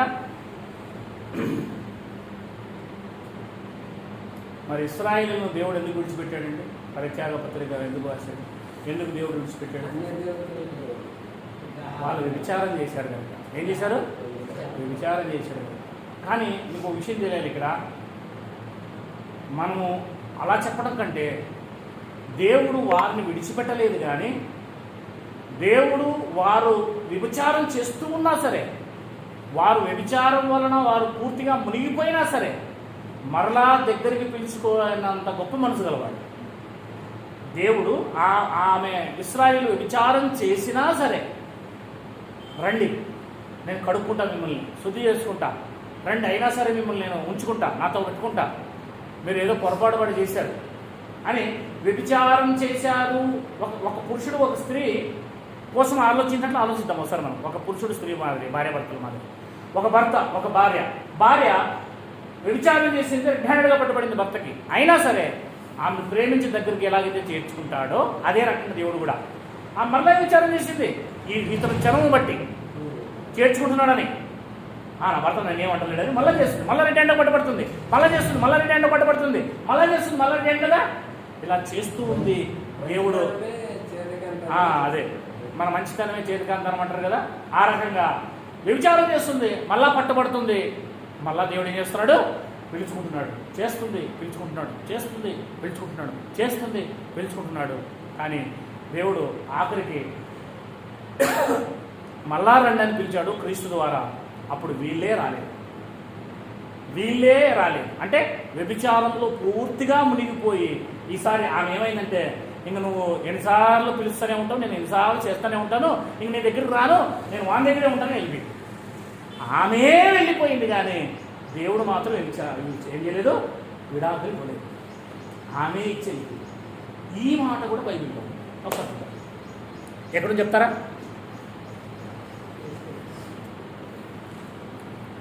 చెప్పండి. పౌలుకు వచ్చిన ప్రశ్నది 7వ అధ్యాయము కొరింథీయులకు రాసిన మొదటి పత్రిక. పౌలుకు కొరింథీయులు వేసిన ప్రశ్న, మీరు రాసిన వాటి విషయం స్త్రీని ముట్టకునుట పురుషునికి మేలు, అయినను జారత్వములు జరుగుతున్నందున ప్రతి వానికి సొంత భార్య ఉండాలి. ప్రతి భర్తకు భార్యకు కూడా సొంత భర్త ఉండాలి.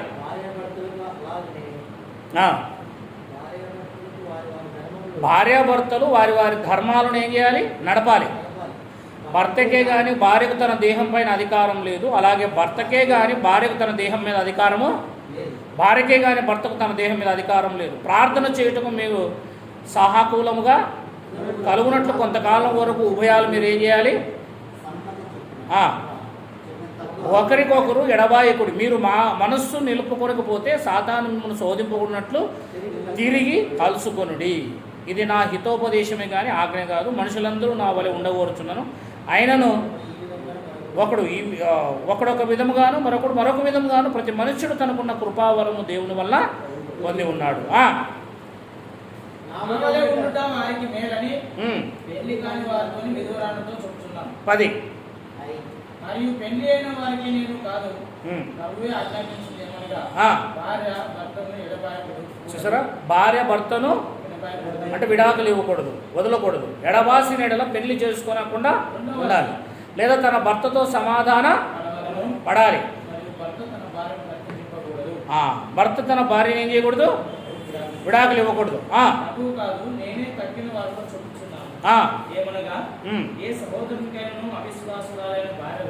అంటే దేవుని నమ్మని భార్య ఉందనుకో, నీకు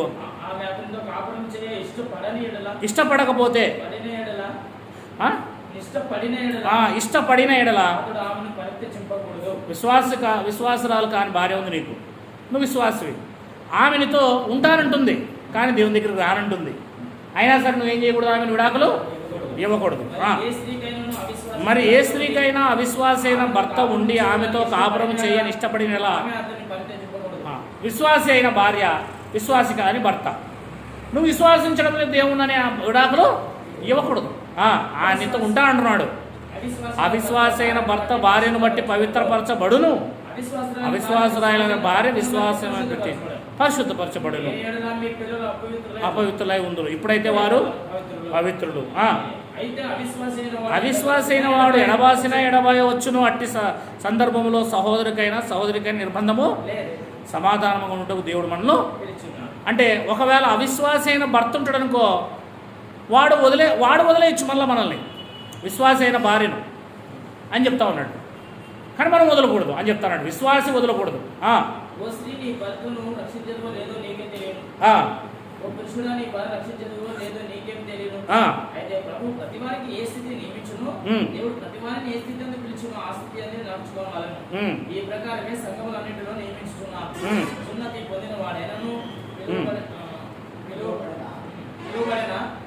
అతడు సున్నతి పోగొట్టుకోవలదు, సున్నతి పొందని వాడైనను సున్నతి పొందవలదు. దేవుని ఆజ్ఞ అనుసరించుటే ముఖ్యం కానీ సున్నతి పొందలేదు ఏమీ లేదు, సున్నతి పొందుకోవడంతో ఏమీ లేదు. ప్రతి వాడు ఏ స్థితిలో పిలువబడను ఆ స్థితిలోనే ఉండవాలి. దాసుడుపై ఉండగా పిలువబడుతున్నా సిద్ధపడదు కానీ స్వతంత్రుడవడానికి శక్తి కలిగిన స్వతంత్రుడు మరీ మంచిది. ముందు పిలువబడిన దాసుడు ప్రభు వల్ల స్వాతంత్రం పొందినవాడు, ఆ ప్రకారమే స్వతంత్రుడై ఉండి. అల్టిమేట్గా ఏం చెప్తున్నాడు ఇక్కడ, భార్యను వదలకూడదు, వివాహము చేసుకున్న భార్యను ఏం చేయకూడదు? విడాకులు తీసుకోకూడదు. విడాకులు తీసుకోకూడదు. కానీ వ్యభిచార కారణాన్ని బట్టి మాత్రమే తీసుకోవచ్చు. అవిశ్వాసి అయిన భర్త కానీ అవిశ్వాసి అయిన భార్య కానీ ఉంటే ఆమె అంతకు ఆమె తీసుకుంటే ఇదే తప్పులేదు. తీసుకోవచ్చు. ఇప్పుడు దీన్ని బట్టి మనకి ఏమర్థమవుతుందంటే దేవుడు విశ్వాసి, ఆమెను రమ్మంటున్నాడు కానీ ఆమె రాలేదు. ఆమె అవిశ్వాసి కనుక ఆమె పోయింది. ఇప్పుడు తప్పెవడిది? దేవుడిదా ఆమెదా? పోయిన వాళ్ళు. కనుక దేవుడే పరిత్యాగ పత్రిక ఆమె ఇచ్చేసి వెళ్ళిపోయింది. మ్యాటర్ ఇది. ఓకేనా? దీన్ని మీరు గుర్తు చేసుకోండి. ఇకపోతే మనం కొలస్సీ పత్రిక వచ్చేద్దాం.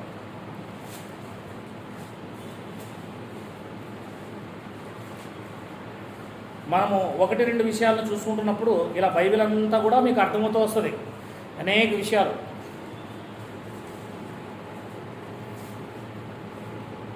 మీరు ఇంట్లో కూర్చొని బైబిల్ ఎంత చదువుతారో లేదో, కానీ ఇక్కడ మన క్లాసులో ఇన్ని విషయాలు చదువుకుంటాం, ఇన్ని విషయాలు నేర్చుకోగలుగుతాం. రండి, 22వ వచనమా మనం చదువుతాండేది? 23వ వచనమా? 20.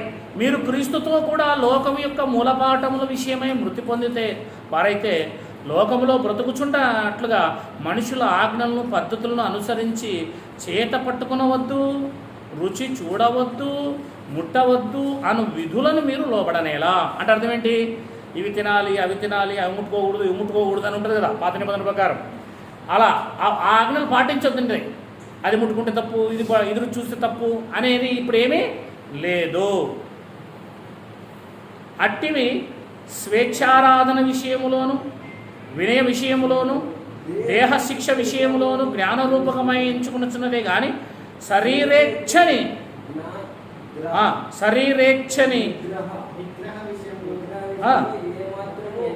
శరీరేచ్ఛ నిగ్రహ విషయంలో ఏమాత్రమును ఎన్నిక చేయ తగినవి కావు. అంటే శరీరేచ్ఛ నిగ్రహం అంటే శరీరములో ఉన్న ఇష్టాన్ని నిగ్రహం చేయగల శక్తి ధర్మశాస్త్రానికి లేదు.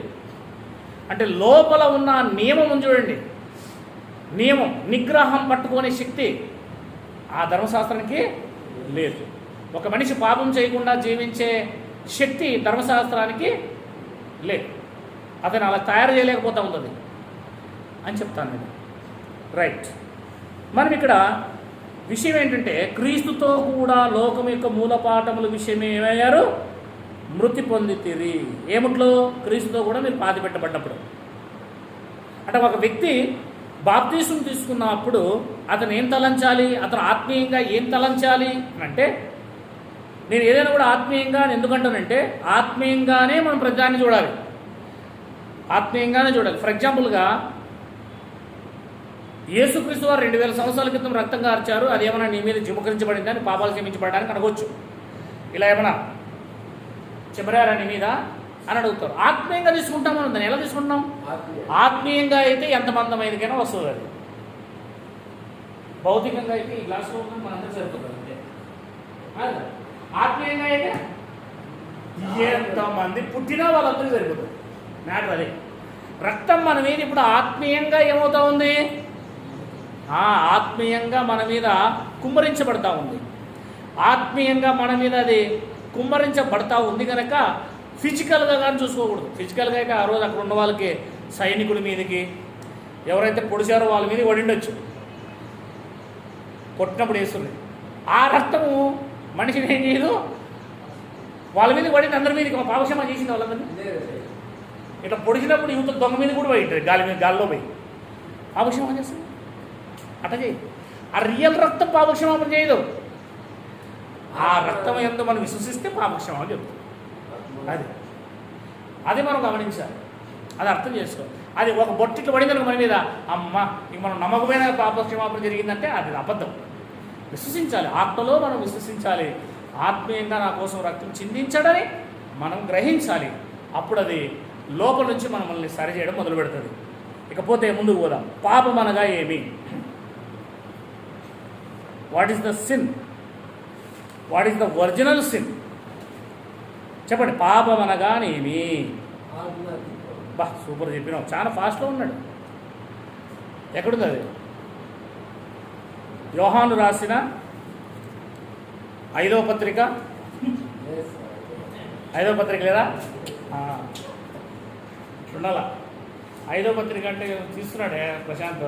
లేదు సార్. ఆ? నేను చూపిస్తున్న ఐదో పత్రిక ప్రకటన గ్రంథం అంతే కదా. యోహాను సువార్త 1, మొదటి యోహాను వచ్చేసి 2, రెండో యోహాను 3, మూడో యోహాను 4, యోహాను రాసిన ప్రకటన 5. రైట్. 3వ అధ్యాయం 4వ వచనం. 3వ అధ్యాయం 4వ వచనం. మొదటి యోహాను పత్రిక 3వ అధ్యాయం 4వ వచనం. పాపము చేయు ప్రతి వాడును.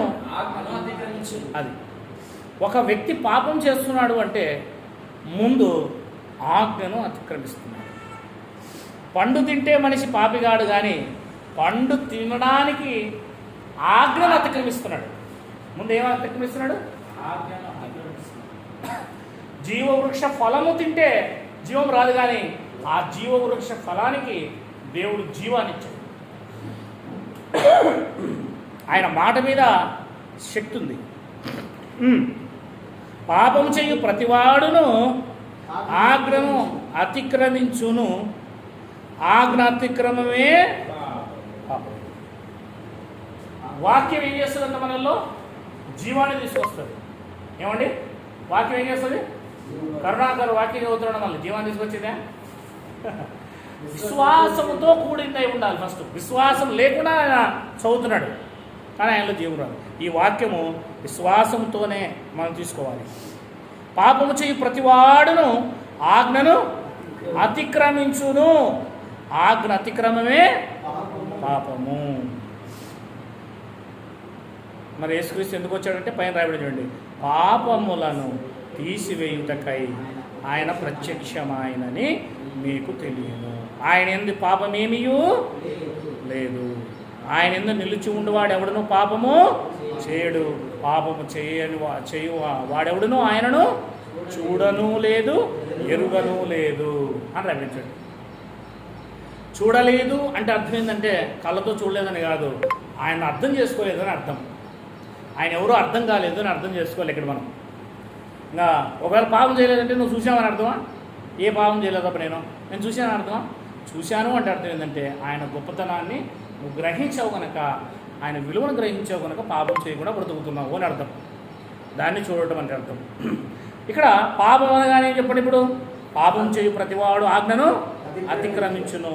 ఆజ్ఞ అతిక్రమమే పాపము. Very good. యాకోబు పత్రిక 4వ అధ్యాయము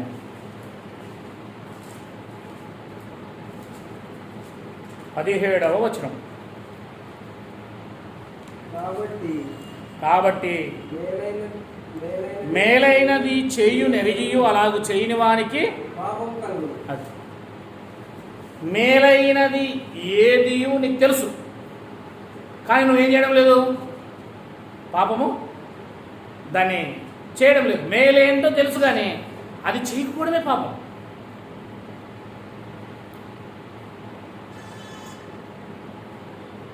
సత్యము నీకు తెలుసు, కానీ నువ్వు సత్యం ఊరికి చెప్పడం లేదు, అది పాపం. అబద్ధం ఆడకూడదు అనేది నీకు తెలుసు, కానీ అది చేయకుండా ఉండటమే పాపం. అంటే నీకు మేలేదో తెలుసు, ఆ మేలును చేయకపోవడమే పాపం అని కూడా మనకు బైబిల్లో తెలియజేస్తుంది. ఇంకా పోదాం. ఇక మనం చూసిన పైన విషయంలో పాపం విషయమై చనిపోవుట అనే విషయం కూడా మనం చూసాం కదా. పాపం విషయమై చనిపోవుట అనగానేమి, దాన్ని కూడా మనం చూసాం. యోహాను సువార్త 8వ అధ్యాయము పాపం విషయమై చనిపోవుట అనగానేమి.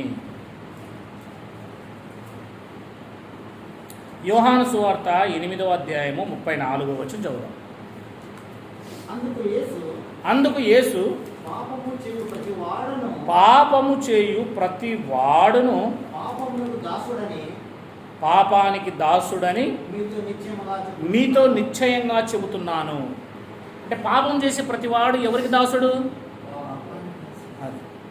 పాపానికి ఏమవుతున్నాడు అంటే పాపం యజమాని అవుతున్నాడు, పాపం చేసేవాడు దాసుడు అవుతున్నాడు అని చెప్తాను బైబిల్ మనకి.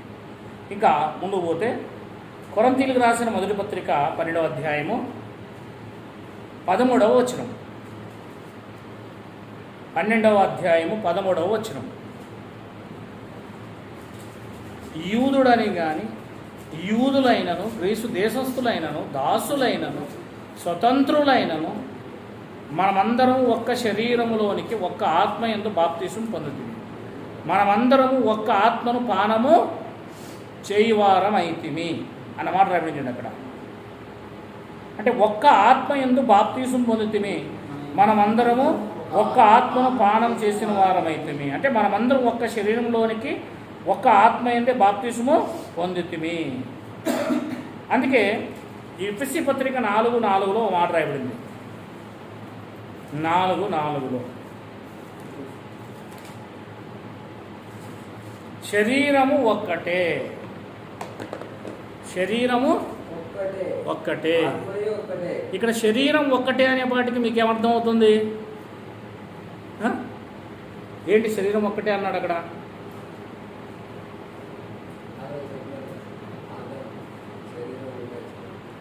ఇక్కడ శరీరం ఒక్కటే అంటే అర్థం ఏంటంటే సంఘము ఒక్కటే అని అర్థం. యేసుక్రీస్తు శరీరము ఒక్కటే అని అర్థం. అది మీనింగ్ అక్కడ. ఆత్మయు ఒక్కడే అంటే పరిశుద్ధాత్మ ఒక్కడే. ఆ ప్రకారమే మీరు విషయమై ఒక్కటే నిరీక్షణ యందు ఉండుటకు పిలువబడుతుంది. అంటే మనందరి అంటే క్రైస్తవులందరి నిరీక్షణ ఏంటి? ఒక్కటే నిరీక్షణ, 2 కాదు 3 కాదు. అందరి నిరీక్షణ ఏంటి చెప్పండి? పరలోకానికి వెళ్ళటం. అంతేనా లేదా? మీ విశ్వాసం వేరు, మా విశ్వాసం వేరు అంటుంటారు కదా చాలామంది. నిరీక్షణ ఒకటే 2? కొంతమందికి జాబ్ రాగానే వాళ్ళ నిరీక్షణ అయిపోతుంది కదా. కొంతమందికి జాబ్ రాగానే చూడండి డీల్ అయిపోతారు. ఇంకా కొంతమంది వాళ్ళు పనులు అయిపోగానే ఇంకా డీల్ అయిపోతారు, ఇంకా రారు. అవునా? నిరీక్షణ అక్కడితో వాళ్ళు అయిపోయిందని అర్థం. పిల్లలు పుట్టగానే ఇంక రారు.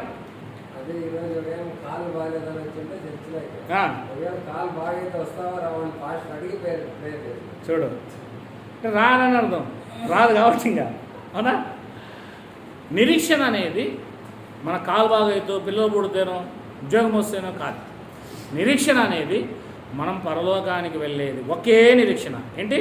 ఒకే ఆత్మ, ఒకే సంఘం, ఒకే శరీరం అనే క్రీస్తు సంఘం, ఒక్కటే నిరీక్షణ. ప్రభు ఒక్కడే, విశ్వాసం కూడా ఒక్కటే, బాప్తిసం కూడా ఒక్కటే. ఇక్కడ బాప్తిసం ఒక్కటే అంటే ఒక్కటేసారి తీసుకోవాలని కాదు. అది ఒక్కటే అంటే అది ఒక్కటే బాప్తిస్వం. బాప్తిస్వం అనేది ఒకటే ఉంది. నువ్వు 100 సార్లు తీసుకున్నావు ఒకటే తీసుకోవాలి, ఒక్కసారే తీసుకోవాలి కాదు, ఒక్కటే తీసుకోవాలి. That's meaning. అది ఒక్కసారే కాదు, అక్కడ ఒక్కటే తీసుకోవాలి. ఇష్టమోషన్లు తీసుకోకూడదు, ఒక్కటే తీసుకోవాలి. అది బైబిల్లో ఉండే బాప్తిస్వము. ఆ ఒక్కటే తీసుకోవాలని చెప్తున్నాడు అక్కడ. అందరికీ తండ్రి అయిన దేవుడు ఒక్కడే. ఆయన అందరి పైగా ఉన్నాడు, అందరిలో వ్యాపించి ఉన్నాడు, అందరిలో ఉన్నాడు. అది చెప్తున్నాడు ఇక్కడ. అంటే మీనింగ్ ఏంటి? ఇక్కడ సంఘము క్రీస్తు యొక్క శరీరం. ఇప్పుడు క్రీస్తు యొక్క శరీరంగా ఉన్న ఈ సంఘము పునరుద్ధానమైంది. యేసుక్రీస్తు పునరుద్ధానమైనప్పుడు సంఘం కూడా ఏమైంది?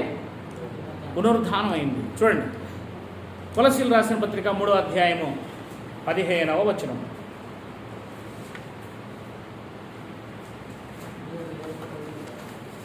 15వ వచనం. క్రీస్తు అనుగ్రహించు సమాధానము మీ హృదయములలో ఏలచుండనీయుడి. ఇందుకొరకే మీరు ఒక్క శరీరముగా. చూసారా? మీరొక్క శరీరముగా అంటే అర్థం ఏంటి? ఇప్పుడు సంఘము మీరు అన్నప్పుడు అందరూ అక్కడ ఒక్క శరీరం అన్నాడు అక్కడ. అంటే శరీరం ఒక్కటే అంటే ఏంటి? ఇప్పుడు సంఘము ఒక్క శరీరంగా పిలవబడితిరి. పిలవబడ్డావు కాదు, పిలవబడితిరి. అది బహువచనం. మీరు బహువచనం. ఒక్క శరీరముగా ఏకవచనం. బహు సంబంధమైన జనాభా ఏకవచనంలోకి వచ్చేసారు. ఇది మీరు చాలా బాగా గమనించాలి. ఇది అర్థమైతేనే ముగ్గురు దేవుడు ఒక్కడు అర్థమవుతుంది. బహుళత్వంలో ఏకత్వం. అర్థమైందా? ఇది ఎట్లా చెప్తున్నాడు చూడండి. మీరు ఒక్క శరీరం అన్నాడు. బహువచనం, ఏకవచనం. మీరంతా ఒక్క శరీరం. దేవుడు ఒక్కడే, కానీ ముగ్గురుగా ఉన్నారు. కలిస్తే దేవుడు ఒక్కడు. సేమ్. ఇది అర్థమైతే నాకు అర్థమవుతుంది. నేను చెప్పేది అర్థమైందా లేదు మీకు? ఇప్పుడు ఎంతమంది ఉన్నారు ఇక్కడ? మీరు 5 మంది ఉన్నారు. మీరు ఒక్క శరీరం, మీరంతా కలిపిద్దా, కానీ మీరు వేరు వేరు. దేవుడు కూడా అంతే. దేవుడు ఒక్కడే, కానీ ముగ్గురు ఉన్నారు. శరీరం ఒక్కటే, కానీ 5 మంది ఉన్నారు. చూసారా ఎట్లుంది ఇది? అట్లనే ఉంది కదా బైబిల్లో. మీరొక్క శరీరముగా పిలవబడితిరి. మీరు 5 మంది ఒక్క శరీరం అయ్యారు, కానీ మీరు 5 మంది వేరు వేరు. దేవుడు ఒకడు, కానీ ముగ్గురు వేరు. ఇది అర్థమైతే అది అర్థమవుతుంది. అర్థం అవ్వాలి కూడా, అది అర్థం అవ్వాలి కూడా. రైట్ సహోదరులారా, తర్వాత చదవండి.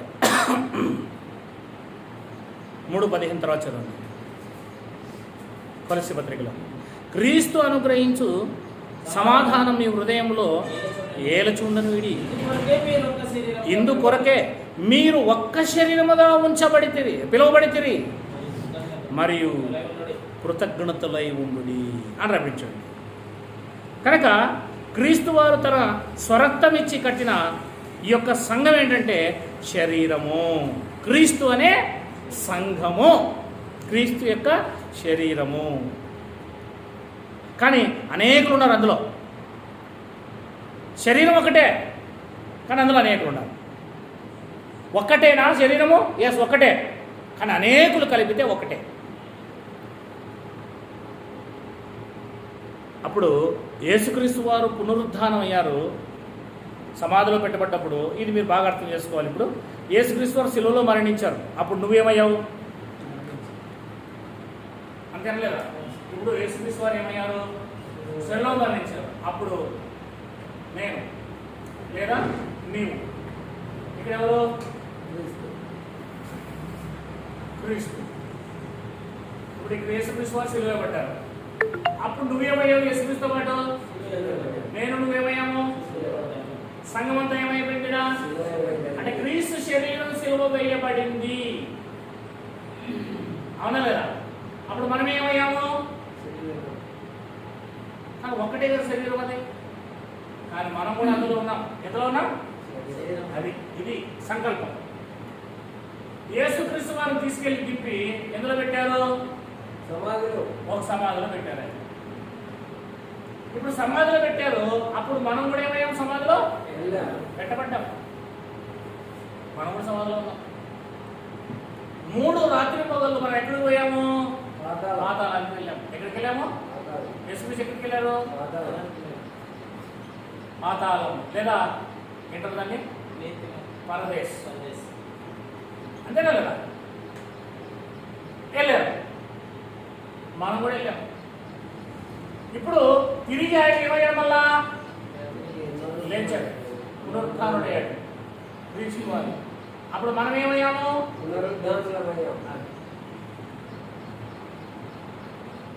ఇప్పుడు క్రీస్తు పరలోకానికి వెళ్ళిపోయాడు. తర్వాత ఎక్కడికి వెళ్ళిపోయాడు? ఎక్కడ కూర్చున్నాడు? సింహాసనం మీద కూర్చున్నాడు ఆయన. మనం ఏమయ్యాము? మనం కూడా వెళ్ళాము. అక్కడ ఏమయ్యాము? కూర్చున్నాం. ఇందు బైబిల్లో ఎఫెసీ పత్రిక 2:8, కొలస్సీ పత్రిక 2:1, ఎఫెసీ పత్రిక 2:5 చదవండి ఫస్ట్.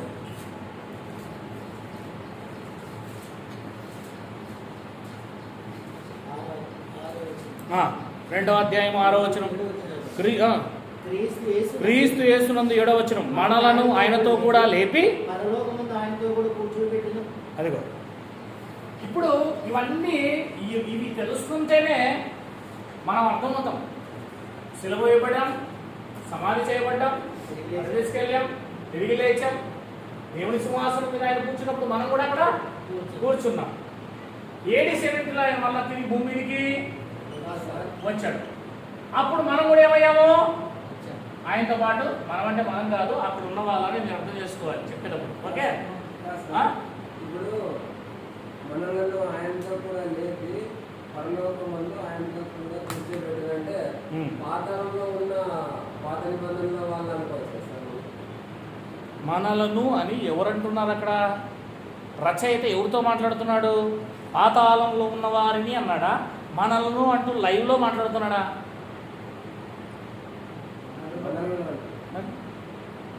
कैसा बोलता है जी सेंटेंस? Okay okay. యేసుక్రీస్తు రెండో రాకడలో మళ్ళీ తిరిగి వచ్చినప్పుడు ఆయనతో పాటు కూర్చున్న వాళ్ళు కూడా ఏమవ్వాలి? దాన్నే యెరూషలేము సంఘము అంటుంది బైబిల్. వాళ్ళు అందుకే ఎంట పెట్టుకొని వచ్చారు అంటుంది బైబిల్ తెస్సలోనిక పత్రికలో. అవునా? అది మ్యాటర్.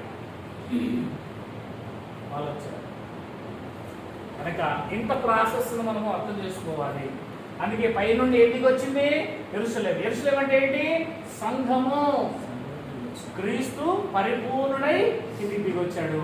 కానీ భూమి మీద సంఘం ఏమవుతా ఉంది అంటే కట్టబడతా ఉంది. ఇక్కడ కట్టబడుతున్న ఆత్మీయంగా అక్కడ కట్టబడతా ఉంది. ఇక్కడ ఫిజికల్ గా అపోస్తలులు సంఘాన్ని ఏం చేస్తున్నారు? ఈ 40 సంవత్సరాలు కడుతూనే ఉన్నారు. ఇక్కడ AD 70 వరకు పూర్తయ్యేపటికే అక్కడ కూడా శరీరముతో ఆయన పూర్తి అయిపోయాడు, పరిపూర్ణమైంది. అక్కడ కూడా ఇక్కడ పరిపూర్ణమైంది, అక్కడ ఆత్మీయంగా పరిపూర్ణమైంది. ఇక్కడ ఉన్న ఈ సంఘము అక్కడ ఆత్మీయంగా దిగొస్తాము, ఆత్మీయంగా తయారై దిగొస్తాము అని నాటి. అదే ఆత్మ సంబంధమైన ఇప్పుడు యేసుక్రీస్తు కనబడాలంటే ఎందుకు ఇట్లా కనబడతారండి? ఆత్మీయంగా కనబడాల్సిందే కదా. సంఘం కనబడాలంటే ఎలా కనబడుతుందండి? ఆత్మీయంగా చూడాల్సిందే కదా. అదే దేవుని ఆలయం, ఎందుకంటే ఆయన శరీరమే దేవుని ఆలయం. 3వ దినమున తిరిగి లేపుతానన్నాడు కదా. ఆయన శరీరం అనే దేవాలయము పైనకి పోయింది, కిందికి మళ్ళీ తిరిగి వచ్చింది. ఆ దేవుని ఆలయంలోనే మనం నేడు ఆరాధిస్తున్నాము. ఇంకా ముందుకు పోదాం. క్రీస్తు వారు తన స్వరక్తమిచ్చి కట్టిన సంఘం క్రీస్తు యొక్క సంఘం.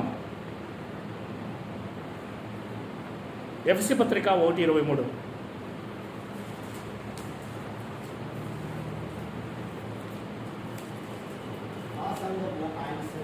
అదిగో ఆ సంఘము.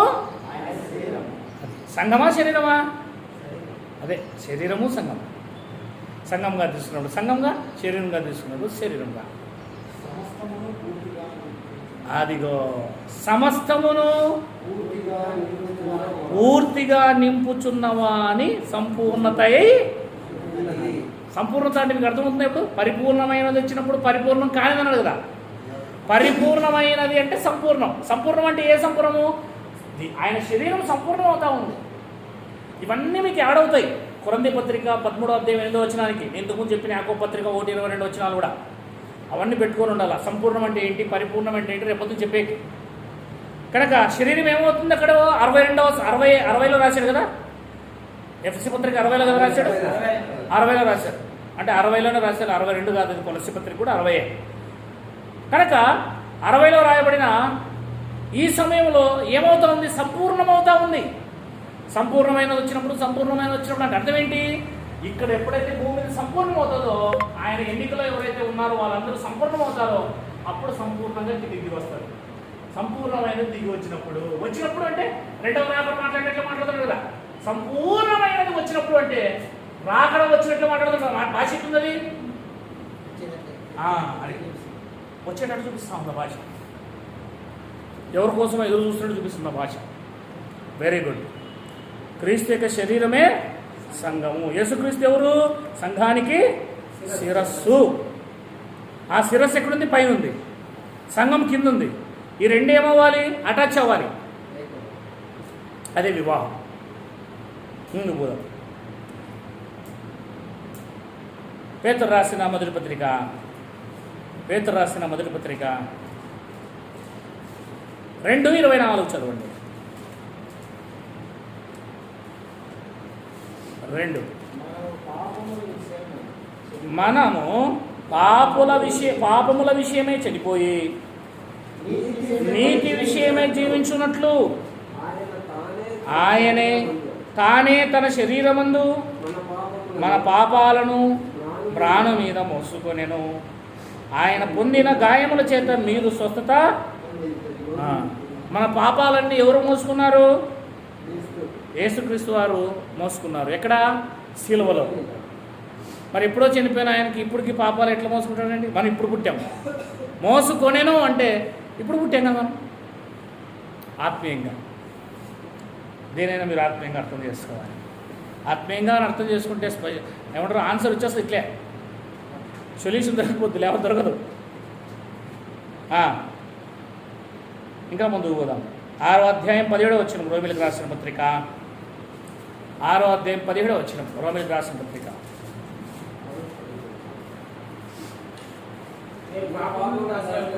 మీరు పాపమునకు దాసులై ఉంటిరి గాని ఏ ఉపదేశ క్రమమునకు మీరు అప్పగింపబడితిరో దానికి హృదయపూర్వకంగా లోబడిన వారై పాపము నుండి విమోచింపబడి నీతికి దాసులైతిరి.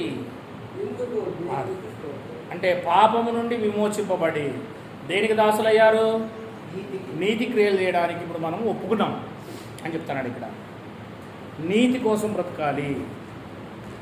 కొలస్సీలకు రాసిన పత్రిక 3వ అధ్యాయం చివరి 2 వచనాలు చూసుకుందాం. మొదటి వచనం చదవండి. కొలస్సీలకు రాసిన పత్రిక 3వ అధ్యాయం మొదటి వచనం చదవండి. మీరు క్రీస్తుతో కూడా లేపబడిన వారైతే పైనున్న వాటిని వెతుకుడి. అంటే క్రీస్తుతో కూడా ఏమయ్యాం మనం? ఇప్పుడు బాప్తిసం తీసుకున్న వాళ్ళు ఏమవుతారంటే క్రీస్తుతో కూడా లేపబడిన వారు. సిలువ వేయబడ్డారు, మృతి చేయబడ్డారు, తిరిగి లేచారు. పైనున్న వాటినే వెతుకుడి. అక్కడ క్రీస్తు దేవుని కుడిపార్శ్వన కూర్చొని ఉన్నాడు. అంటే ఇప్పుడు కూర్చొని ఉన్నాడని కాదు అక్కడ, అది వాళ్ళకు చెప్పబడుతున్నమాట. ఇప్పుడు మనం ఈ సెంటెన్స్ ఎలా చదవాలి? నౌ ప్రజెంట్ ఆయన సంఘములో ఉన్నాడు. సంఘమనే ఆలయంలో ఉన్నాడు. కృపా సింహాసనం మీద ఆయన ఉన్నాడు. పైనున్న వాటి మీదనే కానీ భూ సంబంధమైన వాటి మీద మనస్సు పెట్టుకునకుడి. అంటే ఇప్పుడు ప్రస్తుతానికి ఆ మాట ఏమైందంటే ఎక్స్పైర్ అయిపోయింది అనమాట. అది మనం చూడాలి, విభజించాలి. ఏ మాటను మనం ఎలా చూడాలో చూడాలి కదా. ఏలైనగా మీరు మృతి పొందితిరి, మీ జీవం క్రీస్తుతో కూడా దేవుని యందు దాచబడి ఉన్నది. మనకు జీవమై ఉన్న క్రీస్తు ప్రత్యక్షమైనప్పుడు మరి సరిపోతుంది. మరి అంతే కదా చెప్తున్నా. ఏది సరిపోతుంది? ఏదో విభజించాలి. అందుకే బైబిల్ ఇలా కరెక్ట్గా చూడగలగా మనం.